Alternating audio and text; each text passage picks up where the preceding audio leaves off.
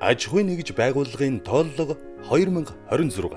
Үндэсний статистикийн хорооноос 5 жил тутам зохион байгуулдаг аж ахуйн нэгж байгууллагын ээлжид тооллогыг бүртгэл суурилсан аргаар буюу төрийн байгууллагуудад байгаа мэдээлэлд үндэслэн 2026 оны 4-р сарын 15-наас 5-р сарын 15-ны өдрүүдэд улсын хэмжээнд зохион байгуулна. Нийт аж ахуйн нэгж байгууллагууд www.ceg2026.cg-ийн цахим хуудасаар нэвтэрч шаардлагатай нэмэлт асуултад хариулснаар тооллогын мэдээлэлээ баталгаажуулна. Тооллогын хүрээнд аж ахуйн нэгж байгууллагуудаас статистикийн мэдээ тайланг цахимаар хүлээн авах тогтмол үйл ажиллагаатай цахим системийг нэвтрүүлэхээр төлөвлөж байна.